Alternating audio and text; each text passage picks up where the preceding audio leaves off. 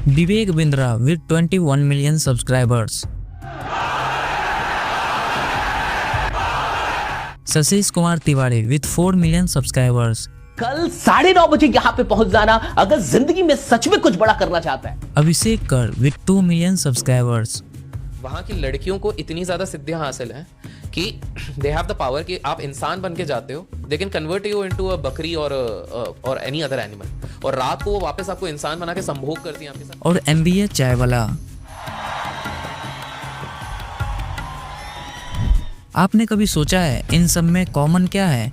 Level सबके निकलेंगे। ये सब पहले इंडिया के top motivational gurus, business coach और यूथ के इंस्पिरेशन हुआ करते थे। इनके हर वीडियोस वायरल होते थे और रील्स हमेशा ट्रेंड में होती थी। लेकिन आज यही लोग इंटरनेट से बिल्कुल गायब हो चुके हैं। जिनके वीडियोस पे पहले मिलियंस में व्यूज हुआ करते थे, आज वही व्यूज 10-20 हजार पे आ चुका है। तो सवाल ये है, आखिर क्या हुआ? कैसे इंडिया के सबसे बड़े मोटिवेशनल क्रिएटर्स एक एक करके डाउनफॉल की तरफ चले गए? और सबसे बड़ी बात, अब ये लोग अभी कहाँ हैं और क्या कर रहे हैं? ये सब कुछ आपको वीडियो के एंड तक पता चल जाएगा।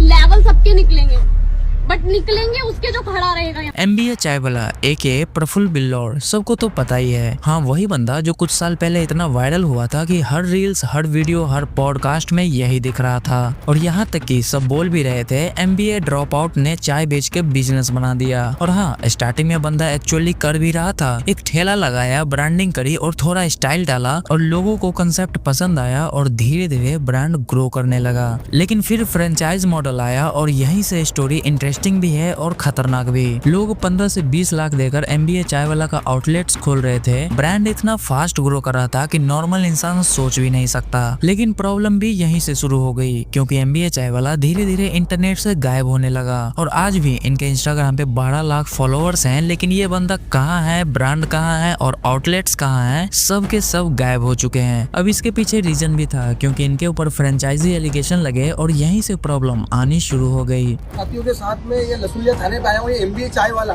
जो बहुत ज्ञान देता है लोगों को, बच्चों को, आजकल के 10वीं 12वीं के बच्चों को बहुत मोटिवेट करता है। मैं आप सभी युवाओं को कहना चाहता हूँ कि मेरे इंदौर के कुछ साथी ऐसे, इंदौर में उसने 7 लोगों को फ्रेंचाइजी बेची थी, 30-30, 10-10 लाख रुपए में फ्रेंचाइजी बेची। और एक चाय की दुकान को खोलने के लिए उसने कम से कम इनमें 30-30 लाख रुपए लगवा दिए। मेरे साथ में सभी लोग यहाँ पर मौजूद हैं, आप देख सकते हैं। इन लोगों ने ठगी का काम करा है। जब इनने फ्रेंचाइजी दी थी, बोला था कि हम आपके यहाँ आएंगे, हम चलाएंगे, 10,000 रुपये का गल्ला रहेगा। 600 रुपये का गल्ला हो रहा है, महीने के 10,000 रुपये भी नहीं आ रहे। ऐसी स्थिति बन रही है। यही सब लोगों ने, सब युवा है, सब छात्र इंदौर के, सब ने लोन लिया है। किसी ने अपने घर पे लोन लिया है, हर जगह मतलब सब, किसी ने ब्याज पे पैसे लिए। ऐसी स्थिति हो गई कि आज ये घर पे मुंह दिखाने लायक नहीं रहे। मैं आप सभी लोगों से कहना चाहता हूँ कि ये ऐसा आप लोगों के पैसे की मर्सिडीज में घूम रहा है, इन लोगों की पैसे की मर्सिडीज रोज ला रहा है, नहीं हर महीने कार ला रहा है। आप सभी से मेरा इसका बाइकाट करेंगे हम। और अभी आज मैं लसूलिया थाने पे इसका दिया है, या जहाँ भी मुझे दिखेगा, कहीं भी दिखेगा तो इसका विरोध कराऊंगा। इंदौर में एक भी लोग इसकी फ्रेंचाइजी नहीं लेंगे। जो लोग इनका फ्रेंचाइज खरीद रहे थे, वही लोग अब इनके ऊपर FIR फाइल करने लगे थे, क्योंकि लोगों का कहना भी था कि पैसे तो दे दिए और आउटलेट्स भी मिल गया, पर ब्रांड सपोर्ट 0, क्वालिटी कंट्रोल 0 और ट्रेनिंग 0। सीधी लैंग्वेज में बोले तो भाई, हमने पैसे तो दे दिए, पर ब्रांड्स ने बस नाम दे दिया और बाकी सब अपना अपना देख लो। और यही चीज किसी भी बिजनेस को गिराने के लिए काफी होता है। प्रफुल्ल भाई, मैं युवराज बात कर रहा हूँ गांधीनगर आउटलेट से। बोलिए, और क्या चल रहा है? बस ये बहुत डाउन चल रहा है कैफे। वापस डाउन? अभी तो अच्छा चल रहा था आपका।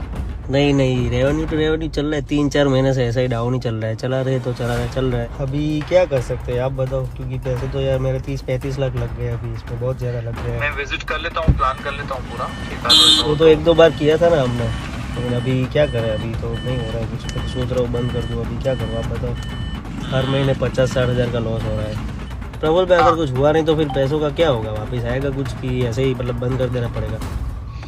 मैं कुछ जवाब नहीं दे पाऊंगा। फिर दूसरा इशू आया क्वालिटी का। 200 के आसपास आउटलेट्स हो गए थे, बट प्रॉब्लम ये थी कि कोई भी आउटलेट दूसरे जैसा नहीं था। कहीं चाय अच्छी है, कहीं बेकार है, कहीं हाइजीन ठीक है, कहीं बिल्कुल खराब। कस्टमर एक्सपीरियंस एकदम खराब हो चुका था और लोग सोशल मीडिया पे वीडियो बना बना के डालने लगे थे। लेकिन देखो तो फास्ट फूड या कैफे ब्रांड तभी चलता है जब हर आउटलेट्स का स्टैंडर्ड सेम हो, लेकिन वही यहाँ मिसिंग था। ये प्रॉब्लम तो चल ही रहा था कि ऊपर से इंटरनेट ने एक और एंगल पकड़ लिया, पनौती चाय वाला। लोग इंटरनेट पे मीम शेयर कर रहे थे जिसमें जिस चीज के साथ NBA चाय वाला फोटो लेता था उसका कैरियर डाउन हो जाता था। इवन दो ये सिर्फ मीम था, लोगों ने इसको इतना सर्कुलेट किया कि बंदा खुद भी ये मीम पोस्ट करने लगा। पर एक चीज याद रखना, इंटरनेट पे मीम फनी होता है लेकिन ब्रांड पे इसका इफेक्ट तो पड़ता ही है। और धीरे धीरे ब्रांड की सीरियसनेस खत्म हो गई और देखते ही देखते 2023 से लेके 2024 तक NBA चाय वाला नाम का हाइप ऑलमोस्ट जीरो हो गया। आज सिचुएशन ये हो गया है कि ब्रांड दिख नहीं रहा, प्रफुल्ल बिल्डौर दिख नहीं रहे और NBA चाय वाला का नाम सिर्फ एक याद बन के रह गया है। लगता है बंदा अब कुछ और बिजनेस ट्राई कर रहा है क्योंकि इनके YouTube चैनल पर भी बहुत दिनों से कुछ भी नहीं आया है। अब बात करते हैं अभिषेक कर की, और अगर आपने इनको देखा है तो मोस्टली वायरल शॉर्ट्स में ही देखा होगा जहाँ ये लिटरली हर टॉपिक पे मिस इन्फॉर्मेशन डाल के व्यूज लेते नजर आते हैं।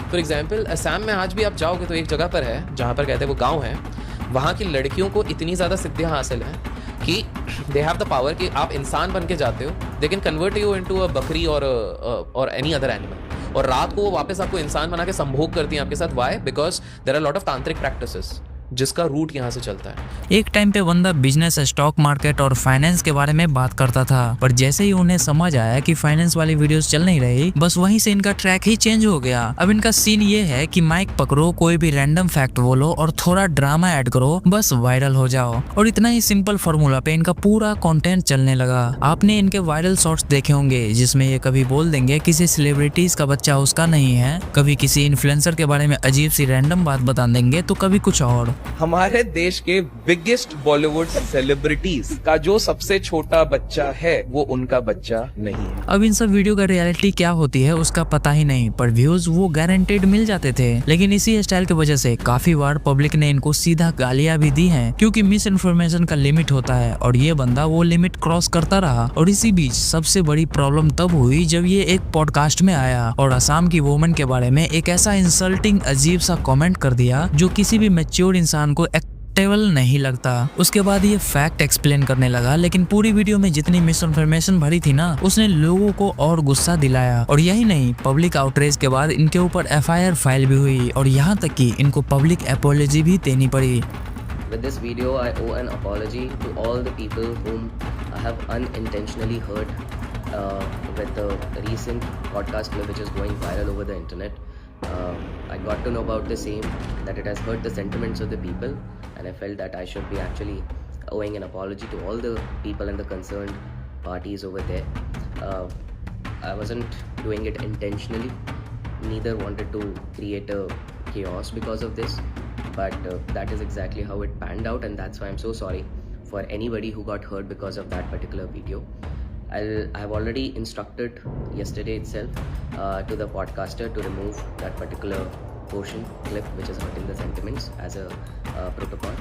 Also, I'm going to be more vigilant before depending on any sort of secondary source of data or while talking to anybody before I speak anything on the public platform. So please accept my apologies. So sorry. और यही वो point था जहां से इनका image पूरी तरह down हो गया। इसके बाद कुछ महीने तक यूट्यूब पे लिटरली रोस्ट भर भर के आने लग गया। एक के बाद एक क्रिएटर्स इनको रोस्ट कर रहे थे क्योंकि कंटेंट ही ऐसा था इनका, हाफ नॉलेज और फुल कॉन्फिडेंस। और धीरे धीरे ये वर्स्ट पॉडकास्टर में गिना जाने लगा। और आज सच्चाई ये है कि पब्लिक को सब समझ आ चुका है। पहले जहाँ लोग इसको सीरियस लेते थे, आज वही लोग इनको इग्नोर करने लगे हैं। इनके वीडियोस अब उतनी नहीं चलती और इनका क्रेडिबिलिटी भी ऑलमोस्ट जीरो हो चुका है। आज के टाइम पे अभिषेक कर का कोई सॉलिड प्लेस नहीं बचा क्योंकि पब्लिक को अब पता चल गया है कि ये एग्जैक्टली है कौन। लेकिन अगला बंदा जो लिटरली 9:30 बजे आया और 9:30 बजे चला भी गया।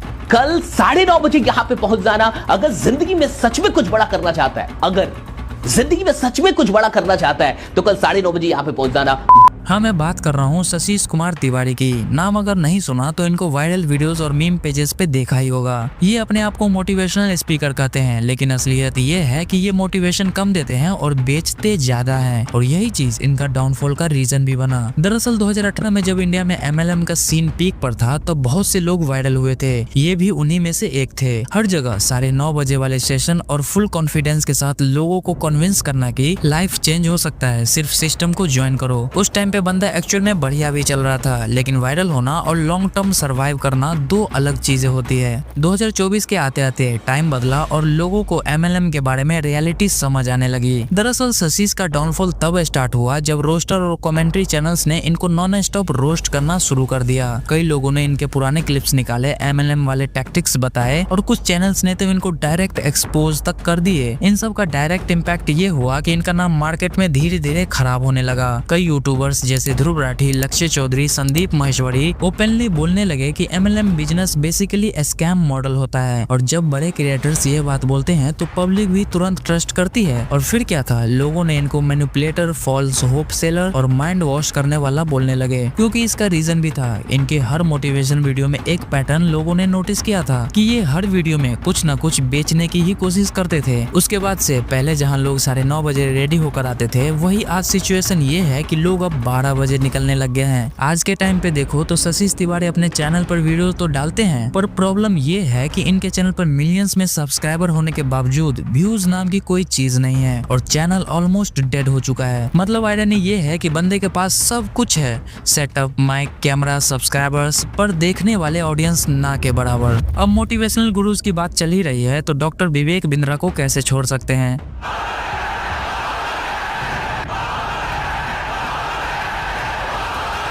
ये है इंडिया के सबसे बड़े मोटिवेशनल स्पीकर और 50 लाख से ज्यादा स्टूडेंट, साथ ही करोड़ों का बिजनेस एम्पायर। अब ये सब इनके हिसाब से है। आपने देखा होगा कि ये यूट्यूब पे एक टाइम पे फुल डोमिनेट कर रहे थे, लेकिन जितनी तेजी से ये ऊपर गए उतनी ही तेजी से ये नीचे भी आए। और ऑनेस्टली बोलूं तो मैंने एक पैटर्न नोटिस किया है, जो भी MLM टाइप मॉडल में घुसता है उसका डाउनफॉल गारंटेड होता ही होता है। और विवेक बिंद्रा का डाउनफॉल तो सबसे अनप्रेडिक्टेबल और सबसे ड्रामेटिक था। अब ऐसा क्यों, मैं आपको बताता हूँ। दिसंबर 2023 वो साल था जहां से इनका एम्पायर हिलना शुरू हुआ। आपको याद हो ना हो, लेकिन दिसंबर 2023 में एक वीडियो वायरल हुआ था। उत्तर प्रदेश के नोएडा में मोटिवेशनल स्पीकर विवेक बिंद्रा के खिलाफ FIR दर्ज हुई है। विवेक बिंद्रा पर आरोप है कि उन्होंने अपनी पत्नी के साथ मारपीट की है। मामूली विवाद में पत्नी के साथ मारपीट करने के मामले में मोटिवेशनल स्पीकर विवेक बिंद्रा के खिलाफ नोएडा के सेक्टर 126 थाने में केस दर्ज हुआ है। इस वीडियो में उनकी वाइफ ने डोमेस्टिक वायलेंस का केस फाइल किया और चार्जेस लगाए, फिजिकल हार्म, डोमेस्टिक अब्यूज और यहाँ तक कि अटेम्प्ट टू मर्डर जैसे चार्ज। इस एक न्यूज ने पूरा इंटरनेट हिला दिया और यहाँ तक कि ब्रांड, फॉलोवर, सपोर्टर सब एकदम शॉक में थे कि भाई एक मोटिवेशनल गुरु ऐसा कैसे हो सकता है। और वहीं से विवेक बिंद्रा का इमेज धीरे धीरे खराब होने लगा। बट वेट, बिंद्रा का डाउनफॉल यहाँ पे एंड नहीं होता, क्योंकि कुछ दिनों पहले इनका एक कंट्रोवर्सी हो गया था संदीप महेश्वरी के साथ। Multi level marketing companies operate कर रही हैं, जिसमें से कुछ जेन्युइन है और बहुत सारी ऐसी कंपनीज हैं जो कि स्कैम कर रही हैं। स्ट्रक्चर में कुछ लोगों का तो फायदा होता है, बाकी लाखों लोगों के पैसे डूब जाते हैं। ये कंट्रोवर्सी लिटरली यूट्यूब के सबसे इंटरेस्टिंग कंट्रोवर्सी था, क्योंकि एक मोटिवेशनल गुरु दूसरे मोटिवेशनल गुरु से भिड़ रहे थे और ऑडियंस आराम से इस मोमेंट का लुत्फ उठा रही थी। दरअसल 2023 में संदीप महेश्वरी का एक वीडियो आया जिसमें वो MLM जैसे स्कैम को एक्सपोज किए और बताए कि ये प्रोसेस कैसे काम करता है, और उसने डायरेक्टली विवेक बिंद्रा के बड़ा बिजनेस मॉडल को क्वेश्चन कर दिया। Multi level marketing companies operate कर रही हैं, जिसमें से कुछ जेन्युइन है और बहुत सारी ऐसी कंपनीज हैं जो कि स्कैम कर रही हैं। स्ट्रक्चर में कुछ लोगों का तो फायदा होता है, बाकी लाखों लोगों के पैसे डूब जाते हैं। फिर क्या था, बिंद्रा साइड से भी काउंटर एलिगेशन आए। बहुत प्यार से तो बोल रहा हूँ आपको, आपने प्यार से सवाल उठाए, मैं भी प्यार से सवाल उठा रहा हूँ आप पे। अब आप और डालू कम्युनिटी पे पोस्ट में और उठाऊंगा सवाल आपसे, क्योंकि मुझे पता है, क्योंकि आपको मजा आता है। पहले भी आपने किसी के साथ किया था, कोई जेंटलमैन है, अब भी आप रोज कम्युनिटी पे पोस्ट डालते थे, लड़ाई करते थे, आपको इसमें शायद मजा आता, स्वाद आता। आप डिप्रेशन से गुजर रहे थे। जाने मन ये कह रहा था, जिस गांठ को, जिस धागे की गांठ को खोला जा सकता था, उस पे कैंची चलाने की जरूरत नहीं थी। और इंटरनेट का रिएक्शन ये था कि पब्लिक दोनों को लड़ते हुए पॉपकॉर्न लेके एंजॉय कर रही थी। और इन्हीं सब चीजों की वजह से आज विवेक बिंद्रा जो पहले यूट्यूब पे डोमिनेट किया करते थे, आज वही 10 से 20 हजार व्यूज पर अटक चुके हैं। फाइनली बात ये है कि बिंद्रा का डाउनफॉल हो चुका है और ये कोई स्पेकुलेशन नहीं, सीधे नंबर्स बोल रहे हैं। क्योंकि अभी आप उनके चैनल पे जाओ और सब्सक्राइबर देखोगे तो मिलियंस में है, वीडियोस भी रेगुलर आती है, बट व्यूज ऑलमोस्ट डेड हो चुका है। मतलब जो बंदा कभी 10 से 20 मिलियन व्यूज आराम से निकाल लेता था, आज वही वीडियोस 1% ऑडियंस तक नहीं पहुंच रही। और ये सब हुआ जब पब्लिक अवेयरनेस फैली। अब लोगों को लगने लगा है कि बिना मेहनत के कोई कोर्स लेकर अमीर नहीं बन सकता। सोनू शर्मा का डाउनफॉल भी एग्जैक्टली वैसा ही था, क्योंकि ये भी मोटिवेशन तो देते थे, बट उस मोटिवेशन के दौरान कुछ न कुछ बेचने को ही ट्राई करते थे। चल गया और गाड़ी का डेट फाइनलाइज हो गया, I'm going to buy S-Class Mercedes 12th of December 2020. अब सोचो कि पहले सोनू शर्मा जैसे लोग एक टाइम पे यूट्यूब पे डोमिनेट कर रहे थे, लेकिन आज ये हाल है कि इनके कमेंट सेक्शन में लोग उसे MLM सेल्समैन बोल रहे हैं, क्योंकि इनका राइज कुछ सालों पहले ऐसा था कि अभी 5 million YouTube subscribers, multi crore network seminars with 1000 attending and brand value so strong कि उनका नाम से ही MLM कंपनीज के सेल्स डबल हो जाते थे। पर यही पॉइंट डाउनफॉल का रीजन भी बना, क्योंकि आजकल पब्लिक एक चीज कभी एक्सेप्ट नहीं कर रही है कि जिसका भी नाम MLM से जुड़ रहा है लोग उसके ऊपर भरोसा नहीं कर पाते, और पब्लिक भी देखने लग गए हैं कि ये मोटिवेशन तो दे रहे हैं लेकिन वो हमेशा MLM को परफेक्ट बिजनेस मॉडल बोल रहे हैं। और उसी टाइम पे मल्टीपल क्रिएटर्स ने एक्सपोज किया MLM बिजनेस को कि कैसे गरीबों को झूठे सपने दिखाए जाते हैं। वो कंपनी बेच रही है साबुन, तेल, शैम्पू, और वहां पर बात करी जा रही है मर्सिडीज की, BMW की, और उस कंपनी को आगे से आगे जो लोग ज्वाइन कर रहे हैं उनके ज्वाइन करने का मकसद उस कंपनी के प्रोडक्ट्स या सर्विसेज नहीं है, बल्कि पैसा कमाना है। क्या होता है कि इन कंपनीज में आप एक पैटर्न देखोगे, हर कंपनी का कोई ना कोई एक फेस होता है। वो एक इंसान स्टेज पर आकर के खड़ा होता है, वहां पर वो इंसान आकर के स्टेज पे सबके सामने अपनी इनकम को शेयर करता है और सबको बताता है कि उसके पास में कौन सी गाड़ी है। ज्यादातर इन लोगों के पास में मर्सिडीज होती है, और मर्सिडीज का भी कोई छोटा मोटा मॉडल नहीं, 3 करोड़ का, 4 करोड़ का।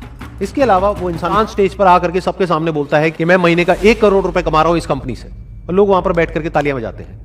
वो जो ताली बजा रहे हैं उनको ये नहीं पता है कि वो 1 करोड़ रुपए आ कहां से रहा है। और पब्लिक को जब पता चल गया कि ये सब स्कैम है, तो जो भी बंदा MLM जैसे बिजनेस से जुड़े थे सबको इग्नोर करना शुरू कर दिया। और उसमें एक नाम सोनू शर्मा का भी था। यही नहीं, सोनू शर्मा के स्पीच एक पैटर्न फॉलो करती थी, एक ही टोन, एक ही स्टाइल, बड़ा ड्रीम और बड़ा प्रॉमिस। वक्त के साथ लोग बोर हो गए और उनकी कंटेंट स्ट्रेटजी पुरानी पड़ गई। आज आप उनके चैनल पे जाके देखो तो सब्सक्राइबर और व्यूज को कंपेयर करके देखना कि कितना डिफरेंस है। तो आपने देखा कि कैसे मोटिवेशनल गुरु जो एक टाइम पे यूट्यूब पे डोमिनेट कर रहे थे, वही लोग आज इंटरनेट से धीरे धीरे गायब होते जा रहे हैं। लेकिन कहानी यही खत्म नहीं होती। मैंने A2 motivation AKA Arvind Arora के डाउनफॉल के बारे में भी बताया है, तो आप इस वीडियो पे क्लिक करके उसे देख सकते हो। मैं आपसे उसी वीडियो में मिलूंगा, तब तक के लिए बाय बाय।